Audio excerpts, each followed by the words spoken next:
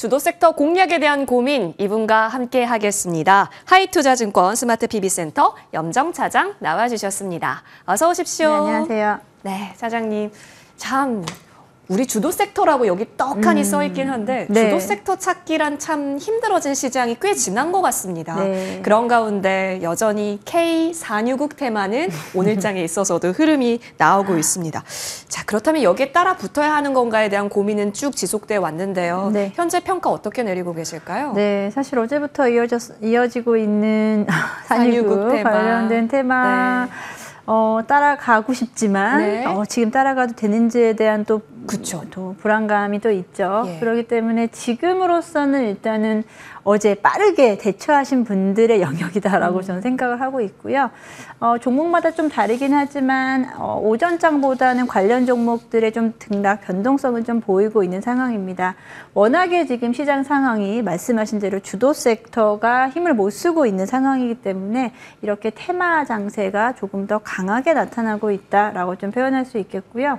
오늘도 마찬가지로 일단 어제 미국장에서도 어제 미국장 좀 한 전반부까지 보고 잤는데 이제 좀 빠지더라고요. 예. 자고 일어나더니 대부분 다 회복은 됐지만 그만큼 이제 장중에도 변동성 그리고 혼조세를 지금 좀 보이고 있는 상황이고 글로벌 증시는 사실 단기적인 고점에 대한 부담감이 좀 있습니다. 물론 우리 증시는 못 따라갔지만 그에 대한 부분, 지수에 대한 부분은 상당히 지금 좀 부담스러울 수밖에 없고 반도체 쪽에서 이렇게 조금은 지금 흔들림이 좀 나타나고 있다 보니 반도체로 지금 가기에도 좀 어렵고 그리고 오늘은 또 화장품 섹터도 빠지죠. 또 차익 실현 매물이 나오고 그가 많이 올랐었던 부분은 따라가기는 지금 좀 다소 부담스러운 국면은 맞습니다. 그러다 보니까 시장에서는 다른 테마 또는 낙폭 과대 쪽으로 눈을 조금 돌려야 되는 분위기인가라고 하는 게 오늘 좀 시장에서 좀 반영이 되고 있는 것 같습니다. 그렇죠. 그간에 쭉 올랐던 영역에서의 차익 실현도 나오고 있는 시장. 그렇다면 수급의 이동이 과연 어디로 흘러가는가 저희 잘 기밀하게 지켜봐야 될 것 같은데요. 그런 관점에서 오늘은 어떤 섹터에 좀 더 관심 열어주셨는지 궁금한데요. 사실 어느 쪽에 관심을 줘야 될지 참 어려운 그쵸? 시장이에요. 예. 근데 오늘은 이제 장 초반부터 해서 2차 전지 쪽에 대한 낙폭 과대에 대한 반등이 좀 나오고 있는 상황인데요. 이게 사실 오늘만 나온 건 아니에요. 최근에 한두 번씩 한 번씩 좀 있었는데 다시 또 그 분위기는 또 사그라들고 하다 보니 이게 진짜 반등이 맞나? 라고 또 생각이 들기도 합니다. 그래서 2차 전지 쪽에서도 뭐 워낙에 종목이 많고 방대하다 보니까 다 같이 오르면 좋겠지만 섹터 전반에 대한 어떤 턴어라운드는 지금 나오는 시점이라기보단 기술적 반등과 함께 일부 종목 그리고 실적 개선에 대한 부분이 좀 빠르게 먼저 나타나는 쪽에 대한 포커싱이 더 중요하다라고 생각합니다. 근데 오늘 어떻게 보면 네. 에코프로 그룹과 같은 대형 사이즈 큰 종목에서도 반등이 나오고 맞아요. 하지만 좀 더 가볍게 가는 쪽은 이런 양극재가 아니라 전해질이나 아니면 음극재와 같은 키워드로 오르는데 굉장히 산발적이다. 근데 이제 추세를 돌린다라고 우리가 평가라고 했을 때는 그건 또 맞아요. 아니다라고 네. 얘기를 했었단 말이에요. 그래서 종목 고르기가 참 어려운데요? 네, 오늘은 전반적으로 일단은 2차 전지 전체 종목을 만약에 100이라고 봤을 때 거의 70~80%는 지금 빨간불이 전 들어오고 있다라고 좀 생각을 해요. 에코프로 같은 경우 에코프로비는 워낙에 또 최근에 낙폭이 좀 과대했었고 그리고 최근에 지난주에 52주 신저가를 보여줬던 대형주들 중심으로 일단은 바닥에 대한 부분을 좀 인식을 한 것 같다는 생각이 듭니다. 하지만 여기서 그러면은 업황이 턴 되느냐에 대한 부분은 아직까지는 우리가 긍정적으로만 생각하기는 좀 어려운 상황이고요. 그러다 보니까 최근에 계약 체결 공시가 있었던 뭐 장비주라든지 그리고 주목을 받고 있는 소재 쪽 단에서의 움직임이 조금 더 좀 우리가 주의 있게 봐야 될 포인트가 아닌가라고 생각하고 있어요. 맞아요. 그런 관점에서 종목들이 딱딱 떠올라지긴 하거든요. 뭐 장비라고 하니까 이 종목이신가 이런 생각도 있는데 그러면 사실 업황에 있어서는 우리가 방긋 웃음 짓기는 어렵다라고 말씀해 주셨잖아요. 그러면 진짜 이제 찐반등이다. 찐반등 국면이다 라고 말하기 위해서는 업황의 어떤 요소들로 우리가 대비를 하고 있어야 할까요? 업황에 대한 부분이요. 네. 업황에서 가장 우리가 지금 부담스러운 거는 수요가 빠르게 올라오지 못하고 있는 상황이죠. 이에 대한 부분은 시간은 조금 더 걸릴 수 네. 있다라고 좀 생각하고, 그리고 리튬 가격이라든지 원자재 가격에 대한 하락이 일단락됐기 때문에 거기에서 가지고 올 수 있는 일단은 양극재 단에서의 빠른 반등이 나타나야 됩니다. 양극재 업종들 기업들 위주로 해서 이 부분이 2분기 실적이 어떻게 보여줄 수 있고 3분기에 대한 기대감을 어떻게 가져갈 수 있느냐가 중요한데, 그러려면은 2분기 실적 우리가 확인하려면 또 7월 정도까지 기다려야 되니, 그러니까요. 우리가 지금 당장 6월 오늘도 지금 마음이 조급한데 맞아요. 아직까지는 7월도 먼 얘기입니다. 그러다 보니 그에 대한 부분은 지금 기술적 반등으로 일단 좀 해결을 해야 되고요. 그에 대한 부분보다 제가 말씀드렸었던 종목별로 만약에 접근을 한다면 업황이 이렇게 안 좋았음에도 불구하고 1분기 실적과 2분기에 대한 실적까지 같이 긍정적인 의미를 가져갈 수 있는 종목들은 그럼에도 불구하고 지금 올해 들어서 상승 반전을 하고 있는 종목들이 맞아요. 좀 보여요. 나름의 추세를 만들더라고요. 맞아요. 이제 그런 종목들 중심으로는 지금 이제 보기 시작해도 저는 괜찮다라고 생각합니다. 그러면 그 나름의 추세를 독야청청 예쁘게 만들고 있는 2차 전지 내에서의 종목을 한번 저희가 꼽아 보겠습니다.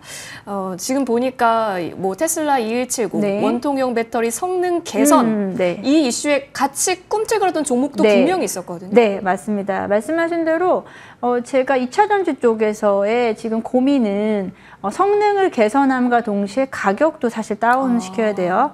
사실 가격에 대한 부분은 양극재 가격이 좀 판가가 좀 떨어질 수 있기 때문에 그 부분을 해결한다고 하면 성능 개선에 대한 부분은 양극재 쪽보다는 최근엔 음극재 쪽에 좀 맞춰져 있다라고 볼 수 있고요. 그래서 음극재 쪽 관련해서 실리콘 음극재의 이야기 최근에 많이 들어보시면서 대주전자 재료가 지금 추세를 좀 빠르게 반전을 먼저 시켜줬습니다. 음극재 쪽에 대한 부분은 배터리의 효율 개선이라든지 그리고 충전 속도에 대한 부분이 연관이 되어 있는 부분인데요. 이 실리콘 음극재가 또 중요한 것은 실리콘 음극재가 이번에 뭐 테슬라의 신형 배터리 쪽에도 탑재될 수 있다. 그렇게 되면은 실리콘 음극재에 대한 그 공급단을 우리나라 기업들이 수혜를 받을 수 있고, 거기서 유일한 기업은 또 대주전자재료, 이런 식으로 매칭이 되면서 움직임이 나타났었죠. 그리고 실제로 이 기업들 같은 경우가 1분기 실적도 나쁘지 않았고 이에 대한 연간 성장세는 쭉 이어가고 있는 상황이다라고 볼 수 있겠습니다. 음극재가 이제 지금은 한 5% 정도의 비중을 차지해요. 음극재에서 실리콘 음극재 비중을 5% 정도 탑재를 할 경우보다 한 8에서 10%까지 만약에 탑재할 수 있다라고 하면은 큰 폭의 배터리 효율을 높일 수 있는 국면인데, 그게 그렇게 쉬운 부분은 좀 아닌가 봐요. 그래서 그럼에도 불구하고 지속적으로 완성차 업체들은 이에 대한 부분을 시도를 하고, 테슬라뿐 아니고 현대차도 마찬가지로 작년에도 실리콘 음극재 비중을 늘리겠다라고 이야기를 한 만큼 지속적으로 관심을 가져도 되는 섹터입니다. 종목으로 바로 같이 갈까요? 대주전자재료가 좀 먼저 갔다라고 하면은 같이 따라갈 수 있는 종목을 우린 찾아야 되죠. 저는 지금 나노신소재를 좀 보고 있습니다. 나노신소재 2차 전지 소재 쪽에서는 거의 독보적인 기업이다라고 볼 수 있죠. C&D 도전제에 대한 공급을 하고 있고 우리나라에서는 거의 탑이다라고 보시면 될 것 같은데, 이 실리콘 음극재에 또 실리콘 음극재 탑재하기 위하면 이에 대한 또 도전제가 들어가야 되는 부분이거든요. 그래서 도전제에 대한 수요는 앞으로 성장폭이 조금 더 가파라질 수 있다라고 좀 보고 있습니다. 말씀드린 대로 지금 배터리 성능 개선에 대한 부분을 빠르게 시행하지 못한다라고 하면 이 지금 2차 전지 캐즘의 구간이 더 길어질 수 있기 때문에 빠르게 돌파구를 마련할 수 있는 게 이 부분이다라고 볼 수 있고, 나노신소재 같은 경우에는 말씀드렸듯이 연간 매출 성장세가 뭐 지금 한 2, 3년지간의 매출액 같은 경우에도 거의 2배 이상, 그리고 올해 1분기에도 실적이 나쁘지 않아. 물론 1분기 실적은 당연히 안 좋아질 수밖에 없죠. 업황에 따라서. 하지만 이 성장 추세, 연간 성장 추세는 이어지고 있는 상황이고요. 그리고 실리콘 음극재 적용이 확대됨에 따라서 이에 대한 도전제, 음극재 쪽 도전제 수요 증가할 수 있는 부분을 같이 체크해 보시면 되겠습니다. 목재 관련해서 CNT 도전제라는 키워드 품고 있는 나노 신소재, 여러분도 이 종목에 도전해 보실 수 있을까요? 앞으로의 추가 움직임 좀 기대를 많이 해볼게요. 지금은 고급차에도 많이 또 들어간다라고는 맞습니다. 하는데 계속 이제 확장되는지 여부도 봐야 될 것 같고, 이 캐즘 구간을 뚫어줄 수 있는 돌파구가 또 음극재 속에서 나올 수 있다는 점까지 투자 모멘텀으로 챙겨보겠습니다. 자, 이제 추가 전략을 한번 받아볼게요. 네. 어제부터 핫한 종목이 있었는데요. 글쎄요, 오후장 들어서 핫한 종목이 아니게 된 종목이 있습니다. 하나 에어로스페이스요. TC본더 경쟁 속에서 화려한 입지를 보여줬는데, 글쎄요, 오늘은 다시 제자리로 돌아와서 이게 어제 하루뿐이었던 건가로 시장이 받아들이나? 그렇다고 한미반도체가 다시 위로 올라세우지는 않고 있는 상황 속에서 그냥 하나 에어로스페이스는 우리가 원래 알고 있는 뭐 우주항공 방산 쪽으로 네. 봐야 할지, 아니면 이 모멘텀을 어느 정도 점수를 줘야 하는지 지금 현재 구간에서의 궁금증이 있습니다. 네. 사실 하나 에어로스페이스 제가 지난주에 얘기했을 때는 네. 이에 대한 부분보다는 그쵸. 방산 쪽에 대한 부분이 이제 맞춰졌었죠. 여전히 이제 방산에 대한 부분이 전체 비중에서 거의 한 70~80%를 네. 차지하기 때문에 가장 중요한 부분이 맞고요. 지금은 방산업체들 전반적으로는 좀 조정기를 겪고 있기 때문에 지금 구간은 매수하기 부담스럽지 않은 구간이었습니다. 근데 이번에 이제 하나 정밀기계가 TC본더에 대한 부분, SK 하이닉스양에 대한 이야기가 나오면서 테스트 과정을 이제 거치고 있다라고 이야기 나오면서 하나 에어로스페이스의 새로운 힘이 더 하나 붙은 거다라고 생각하시면 될 것 같아요. 지금 하나 정밀기계 지난 분기에 매출 비중을 보니 한 5%대 정도 되더라고요. 그렇게 크지는 않지만 신규 모멘텀이 이렇게 강하게 붙었다라는 것은 기존에 갖고 있던 힘에 사실은 날개를 달아준 거다라고 좀 생각을 하고 있어요. 그래서 지금 오늘 뭐 어제 사실도 좀 위콜이 좀 달았고 어제 좀 상승폭이 좀 컸다가 변동성을 가져가면서 좀 빠졌지만 지금은 사실 신규 재료가 뭐 사실 있든 없든 지금 가격대는 저는 매력적인 가격대라고 생각해서 지금 만약에 보유하고 계신 분들은 당연히 조금 더 홀딩하시면 좋을 것 같고요. 신규로 생각하시는 분들은 지금 가격대 뭐 조금 더 뭐 조정을 살짝 눌림 이용하셔서 접근해 보시면 좋을 것 같습니다. 이게 그렇게 단기간에 끝날 이런 테마는 사실 좀 아니에요. 이건 테마는 아니죠. 네. 신규로 어떤 팁이 붙었다라고 생각하시면 될 것 같습니다. 그렇죠. 매출 비중은 5%이기는 하나, 그래도 주가 동력에 있어서 하나의 더 작은 날개가 장착됐다라는 것으로서 의미 부여해 보면서 하나 에어로스페이스는 보유하신 분들은 계속해서 홀딩, 신규 매수까지 조금 내림시 접근 가능하다라고 정리해 주셨습니다. 자, 지금까지 하이투자증권 스마트 PB센터 염정 차장님과 함께했습니다. 차장님 좋은 말씀 고맙습니다. 네, 감사합니다.